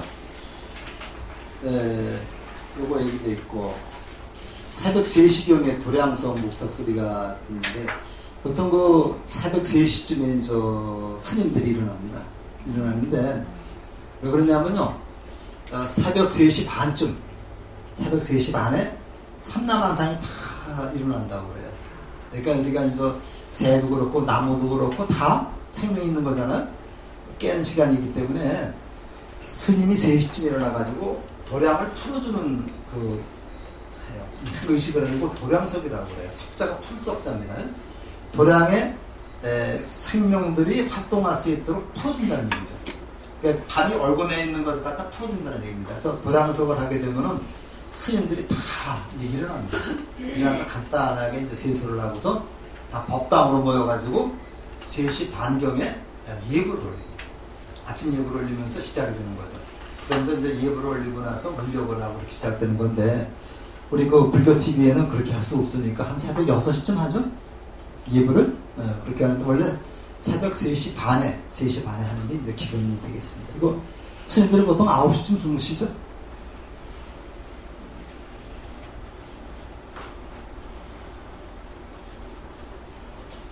그렇고. 공양예절입니다, 공양예절. 우리가 이제 공양에는 이렇게 향초, 꽃, 쌀, 차, 과일, 이걸 육복공양이라고 그래요. 그래서 우리 이제 그 촉파회 같은 때는 육복공양을 합니다.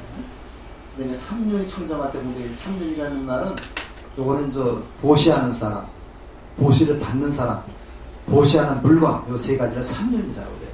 그러니까 내가 어떤 거를 보시할 때, 보시를, 내가 스님한테 뭘 보시할 때, 나나, 스님이나, 보시하는 물건, 뭐 도둑질한 거나 이런 건 안 되겠죠. 이런 걸 갖다가 청정이 되고 삼륜 청정이라고 합니다. 나중에 또, 그 다음에 이제 바로공양이라고 하는 게 있는데, 요거는 우리가 아마 졸업 전에 바로공양을 한번 할 예정으로 있습니다, 지금. 그래서 이렇게 모여가지고, 밥그릇 4개 갖다 놓고, 다 거기다 씻어서 물까지 마시는 그런 것을 이제 바로공양인데, 나중에 한번 실습을 한번 해볼 겁니다.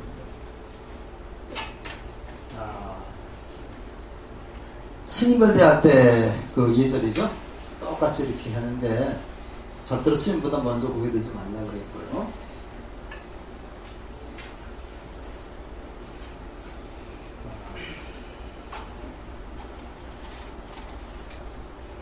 제가부자 사이에서도 그렇죠. 제가부자 사이에서도 이제 만나면 이렇게 서로 이제 인사를 하고, 그 절에서는 이제 이렇게 법은님, 거사님, 이제 벌써 이렇게 그 법명을 붙여서 부르게 됩니다. 이것 안 하면요, 정말 누구 엄마, 누구 아빠 이렇게 다 얘기를 해요.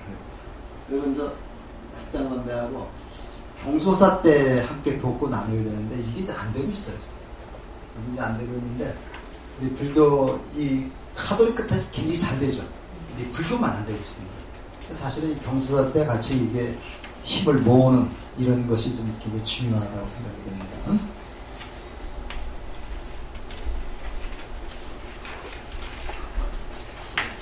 그 다음에 살다 보면요, 서로 얼굴 붉힐 때도 있고, 서로 의견이 충돌이 있을 때도 있는데, 일단 내가 먼저 화해를 청하고 용서를 구하게 되면 그 사람이 더 큰 사람이 될 수 있습니다.